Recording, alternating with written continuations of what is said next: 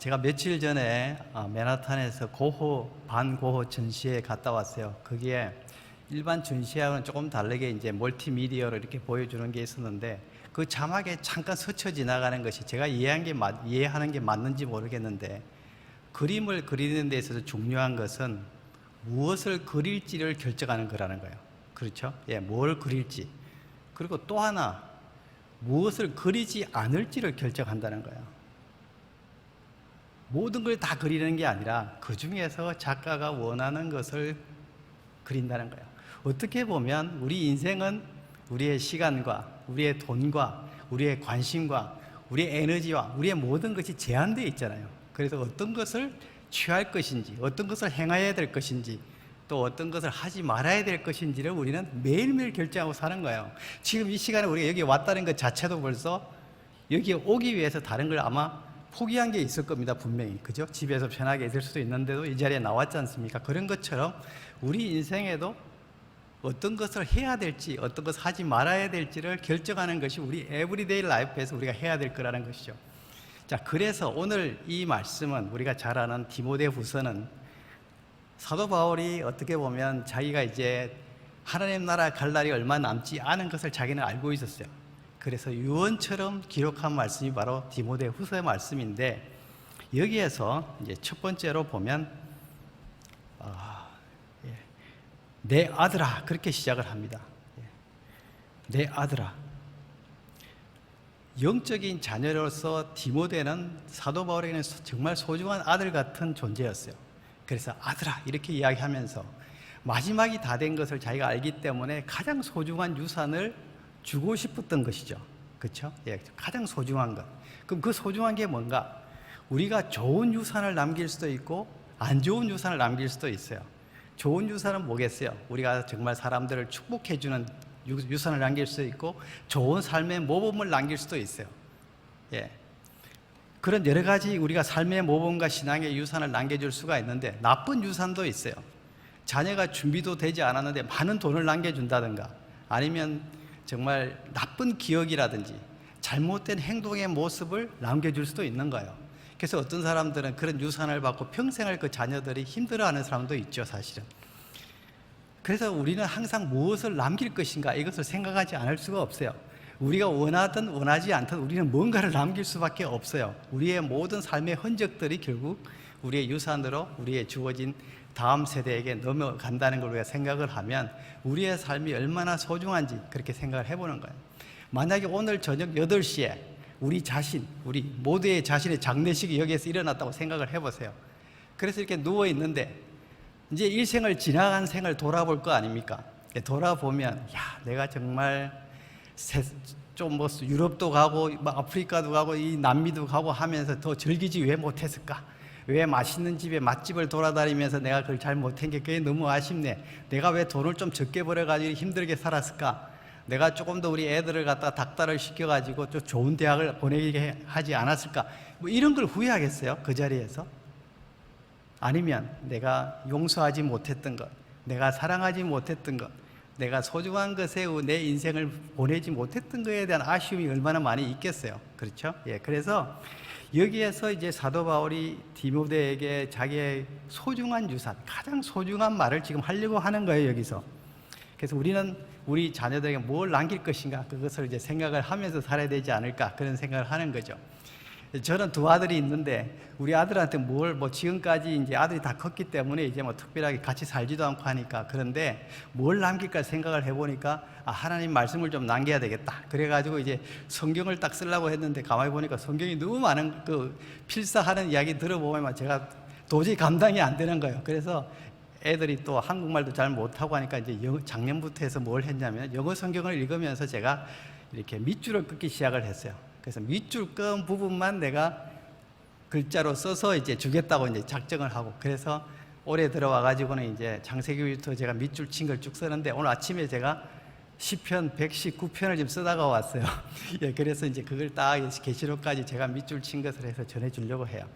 무엇보다도 소중한 것이 말씀인데, 그것을 보면서 제 아들이나 아니면 또 손주나 손자들이 나중에 할아버지나 아버지가 이 말씀을 보고 은혜를 받았구나, 그 생각을 해라고 이제 해서 저는 이제 그런 유산을 생각을 하고 있어요. 하여간 우리에게는 어떤 유산이 됐든지 간에 남길 수밖에 없는데 어떻게 보면 좋은 유산을 남겨야 되지 않겠어요? 그렇지 않겠습니까? 우리 자녀뿐만 아니라 우리 주위에 있는, 우리가 가까이 있는 사람들에게 좋은 유산을 남기는 것이 우리가 목표하는 바가 돼야 되지 않을까, 그런 생각을 하게 됩니다. 그리고 아들아 해놓고 그 다음에는 강하라, 그렇게 말씀하셨어요. 그리스도 예수 안에 있는 은혜의 가운데서 강하라 그랬습니다. 우리가 빌빌 살려면요, 주님의 은혜를 떠나서 내 마음대로 살면 돼요. 물을 떠난 고기처럼 내 마음대로 살면 빌빌거리는 삶을 살 수가 있어요. 그런데 우리가 강한 삶을 살려고 그러면 그리스도 예수 안에 있는 은혜 가운데서 그 안에 있어야지 강한 거예요. 우리는 천하보다 귀한 존재고 모든 상황에 함께 하시는 그런 전능자의 날개 아래 이렇게 우리가 있으면 우리는 강할 수가 있다는 거예요. 그리고 우리가 강하려고 그러면 정결한 신부로 주님 앞에 늘 설 수가 있어야 되는데, 우리의 이 강함이라는 것은 정직함과 정결함에서 나온다, 그렇게 생각을 해요.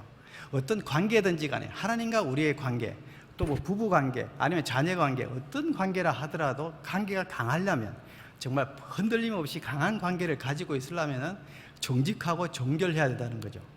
그것이 되지 않으면, 자 반대로 생각해 볼까요? 약한 관계는 뭡니까? 서로가 가면을 쓰고 거짓말하고 비밀이 많고, 그러면 그 관계는 절대 오래 갈 수가 없는 거예요. 그렇죠? 아무리 겉으로 보기에는 뭐 사랑하는 것 같고 좋은 것 같아도 이것이 되어 있지 않으면 우리는 정말 약한 관계, 그런 관계가 될 수밖에 없다는 것을 볼 수가 있는 것이죠. 그래서 강철 같은 강함, 이 성경에서 여기서 말씀하시는 것은 강철 같은 강함, 이런 것보다는 하나님의 공급하심과 지키심으로 인해서 심지가 견고한, 어떤 상황에도 흔들리지 않는 그런 강함, 그것을 여기에서 강하라고 말씀하고 있는 것 같습니다. 그래서 그렇게 하려면 우리는 그리스도 예수 안에 있는 은혜 가운데 우리가 있어야 된다는 거예요. 하나님의 은혜를 듬뿍 받은 사람은 어떤 상황에서도 우리가 흔들리지 않고 바른 길을 갈 수 있게 된다는 것을 볼 수가 있습니다. 그러고 나서 이제 2절에 이제 말씀하여, 오늘의 사실은 주제이기도 한데, 부탁하라 그랬습니다. 부탁하라. 내가 많은 증인 앞에서 내게 들은 바를 충성된 사람들에게 부탁하라. 그들이 또 다른 사람들을 가르칠 수 있으리라, 그렇게 말씀했어요. 우리가 충성된 사람들에 부탁하면 그 사람들이 또 다른 사람들을 가르칠 수 있다는 거예요. 믿음의 계보가 이어지는 것을 볼 수 있는 것이죠. 사도 바울은 디모데에게 사실은 디모데를 너무 사랑하기 때문에, 아들처럼 사랑하기 때문에 자기가 경험하고 겪었던 모든 것을 아낌없이 주고 싶었을 거예요. 그렇지 않겠어요? 자기가 사랑하니까 자기가 잘했던 것도 나눠주고 실패했던 것도 나눠주고 어떤 상황에서는 이렇게 하고 그 모든 것을 아낌없이 모든 것을 나눠줬을 거예요. 그래서 우리가 정말 중요한 게 뭔가 이제 그런 생각을 해보게 되면 영원히 남을 것, 가치가 있는 것, 그런 것이 중요한 거 아니겠어요? 어떤 것은 잡동사니 더 많아요, 사실 우리 삶에 보면. 근데 진짜 중요한 게 있다는 거예요. 담장을 넘는 크리스찬, 그 책을 제가 쭉 한 두세 번 읽어보면서 거기에서도 저는 제일 중요하게 생각하는 것 중에 하나가 우리는 제자 삼는 삶을 살아야 된다는 거예요. 부탁하라 했거든요, 주님께서 우리한테. 부탁하라는 건 우리가 받은 것을 너만 갖고 있지 말고 나눠주라는 거잖아요.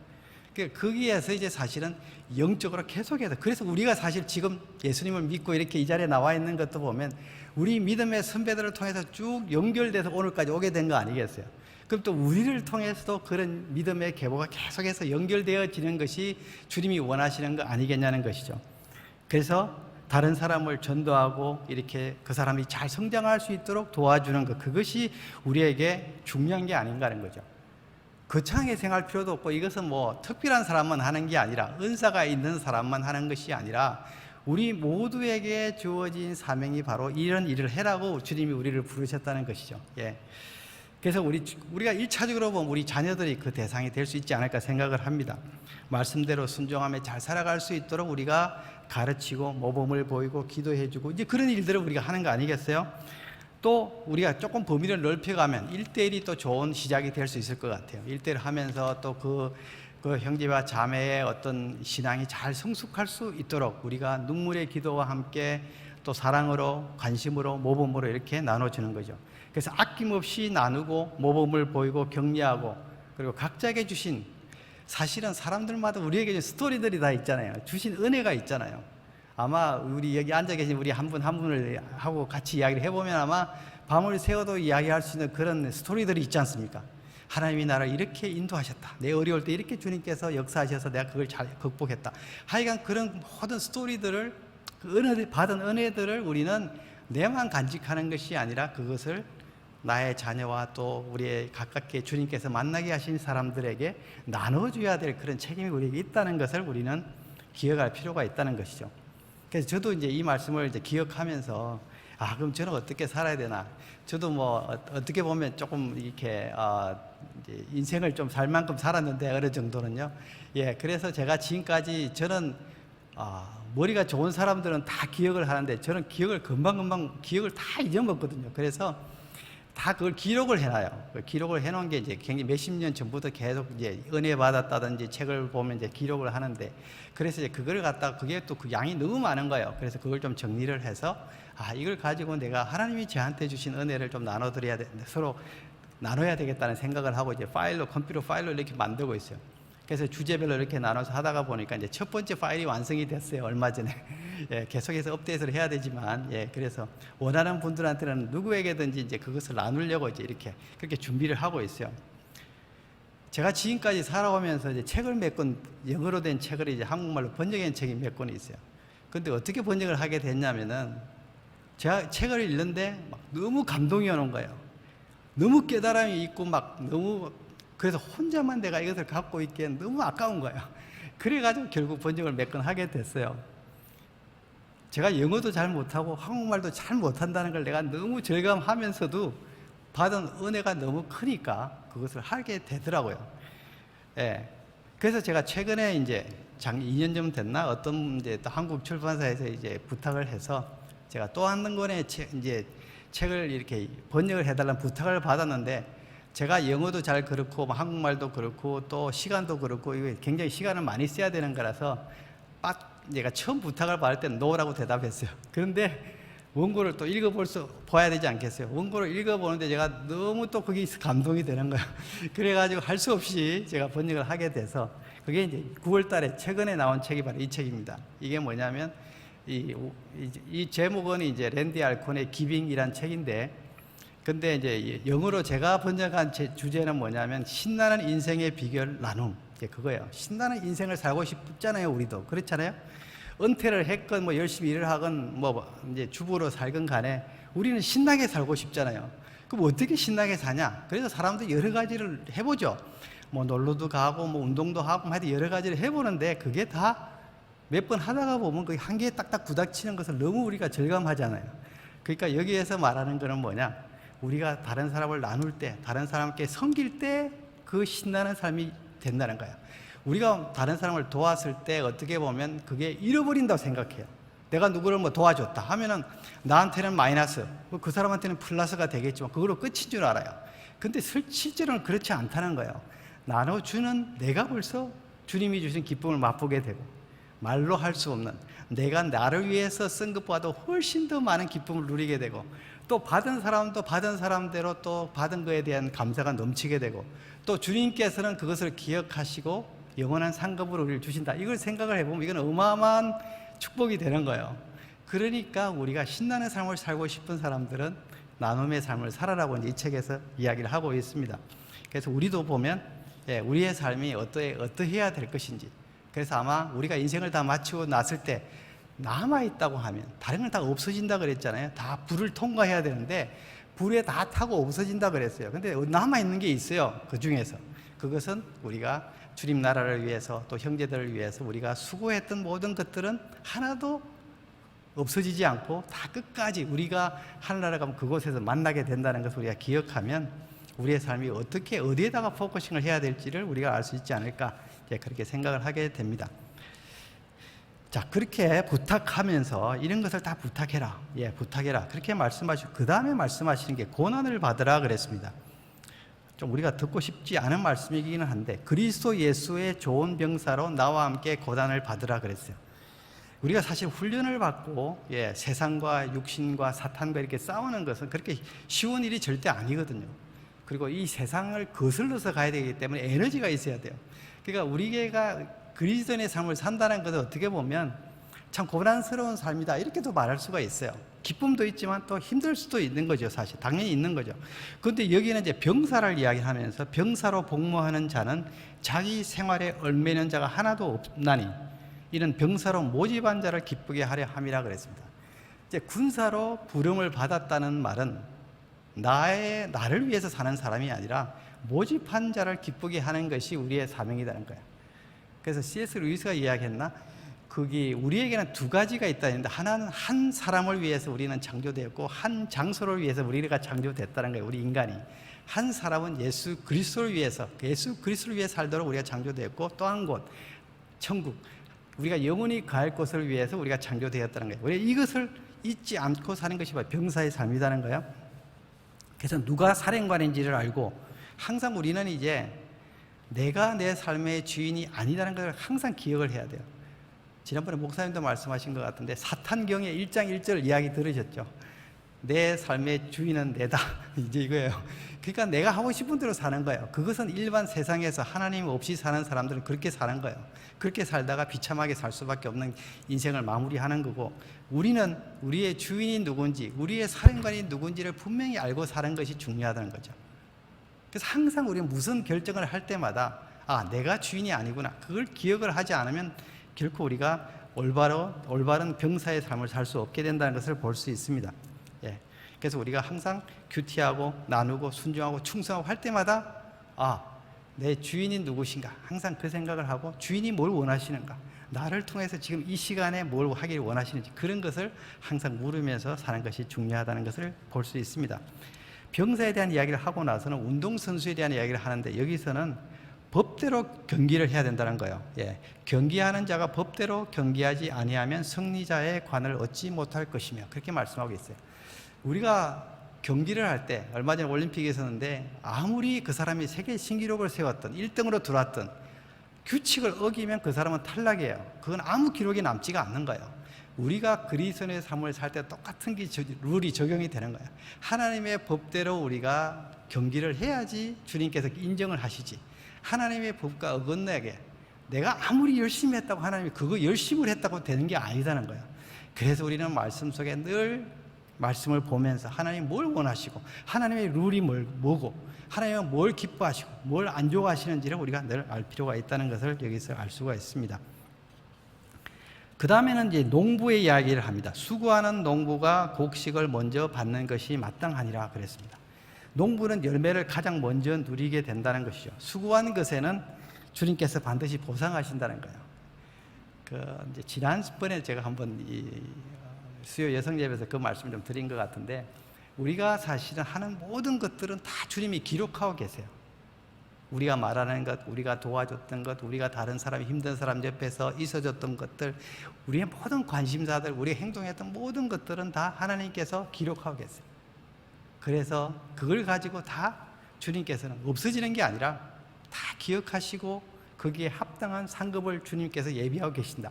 그래서 우리한테 뭐라고 말씀하시냐, 그것을 기대하고 이 땅에 살 동안에 주님이 주실 그 상급을 기대하고 그것을 위해서 살으라고 주님께서 동기부여를 해주신다는 것이죠.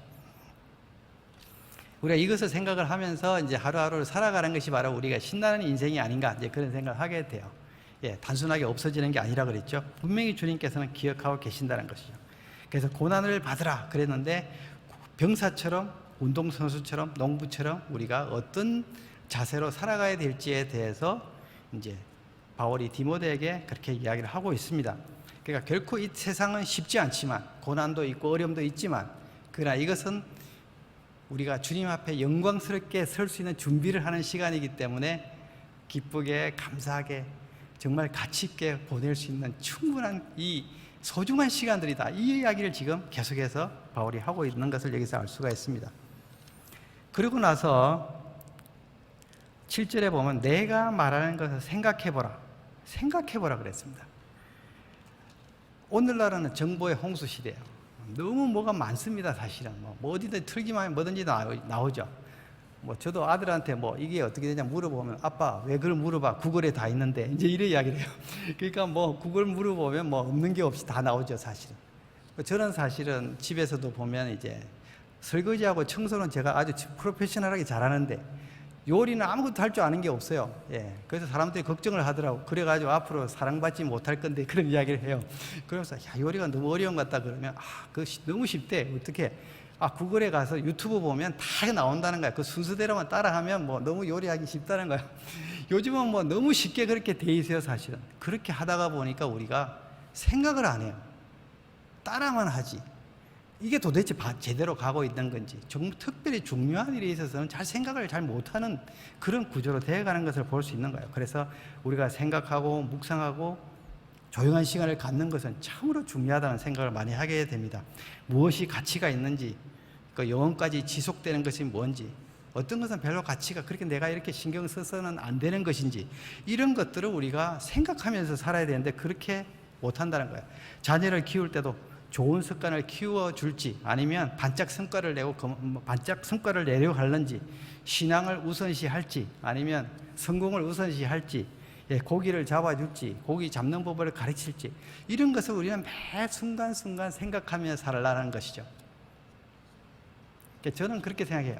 조용한 시간이 너무 중요하다 생각해요. 우리가 큐티할 때 어떨 때는, 저도 좀 그런 경향이 좀 있는데 숙지하듯이 큐티할 때가 많아요.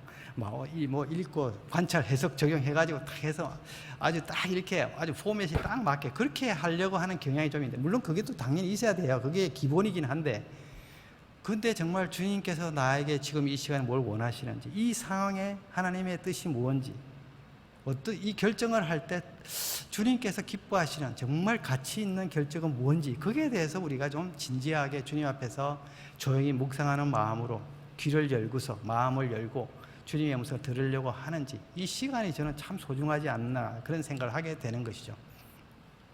그래서 오늘날 우리가 정말 너무나 이렇게 비주얼 시대잖아요. 그 비주얼은 별로 생각을 안 하게 만든다 그러잖아요.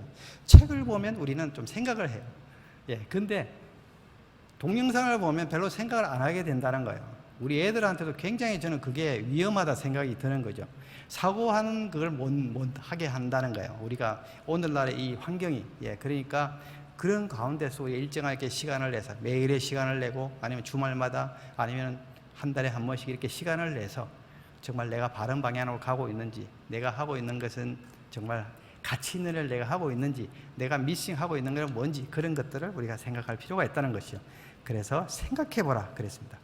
그리고 이제 오늘 마지막 7절에 보면 주께서 범사에 내게 총명을 주시라 그랬어요. 그러니까 하나님의 말씀은 모든 상황에 지혜로운 결정을 하게 한다는 거예요. 단순히 신앙생활만 잘하게 하는 게 아니라 부부생활, 자녀교육, 직장에서 아니면 관계 속에서 모든 상황에 적용할 수 있는 것이 말씀을 통해서 보여준다는 것을 여기서 볼 수 있는 거죠. 그래서 범사에 총명을 주시겠다. 그래서 말씀을 읽고 묵상하고 암송하고 적용하면 모든 일에 지혜롭게 살아갈 수 있는 비결이 거기에 나온다는 것이죠. 그래서 우리가 말씀을 너무 사랑할 필요가 있어요. 제가 아까 시편 119편을 쓰다가 왔는데 거기에 보면 계속해서 얼마나 말씀이 소중한지, 얼마나 말씀이 우리를 풍요롭게 하는지, 우리를 행복하게 하는지, 그걸 갖다가 구구절절, 119편이 좀 길잖아요. 근데 거기에서 계속해서 그 말씀을 반복해서 말씀하고 계시잖아요. 그래서 우리가 그렇게 하나님의 말씀을 사랑하고 묵상하고 적용하면 우리의 삶이 그렇게 총명하게 모든 결정을 할 수 있게 된다. 이제 이야기를 주님께서 보여주시는 거예요. 오늘의 제목은 세상에서 소중한 두 번째는 뭔가, 이제 그랬습니다. 그래서 제 생각에는 여기에 우리가 아까 나왔던 2절에서 나왔던 말씀처럼 받은 은혜를 자녀와 가까운 사람들에게 잘 나눠주는 거예요. 우리의 나눔과 섬김과 사랑과 모범을 통해서 그들이 또 다른 사람들을 잘 그렇게 제자로 인도할 수 있도록 하는 것이 우리 인생에서 두 번째로 중요한 게 아닌가, 그런 생각을 하게 돼요. 할아버지 할머니들이 손자를 보고 되게 좋아하잖아요. 어떻게 보면 자기 아들보다 더 좋아하는 것 같아. 왜 그러냐고 보면 자기 자녀가 또 자녀를 낳아서 이렇게 대가 이어지는 걸 보면서 기쁨이 큰 거잖아요. 자기 아들 키운 것도 기쁘지만 한 대가 더 넘어가서, 그래서 계속 대를 이어서, 그런 것처럼 우리가 영적으로도 이렇게 우리를 통해서 하나님께서 우리를 사용하셔서 우리를 통해서 다른 사람들이 신앙의 성장을 가져오고 예수님을 발견하고 하나님의 제자가 되고 하는 것을 보는 것은 우리에게 어마어마한 기쁨을 준다는 것을 우리가 꼭 기억할 필요가 있다는 것이죠. 그것이 두 번째로 중요한 것이 아닌가. 자, 이 제목을 보면서 그럼 첫 번째는 뭔가 궁금하셨나요? 예, 다 첫 번째만 이야기하지 두 번째는 이야기를 안 하는데, 예, 제가 상상해, 제가 볼 때는 첫 번째로 우리 인생에서 중요한 것은 예수님을 믿고 하나님의 자녀가 되어서 주님과 함께 영원히 사는 것, 그것이 우리의 첫 번째가 아닌가 생각을 해요. 그것보다 더 중요한 게 없는 것 같아요, 사실은. 예. 근데 이것을 우리는 보면 너무나 기초라고 생각을 해요. 그래서 뭐 처음에는 예수 믿을 때 우리가 뭐 30년 전이라면 30년 전에는 이것이 중요했지만 지금은 별로 중요하지 않게 생각하는 경우도 있다는 것이죠. 근데 성경에 보면 좁은 문은 좁은 길이라 그랬어요. 그래서 그 길이 좁고 협착해서 가는 사람이 많지 않다 그랬습니다. 가는 사람이 많지 않다 그랬어요.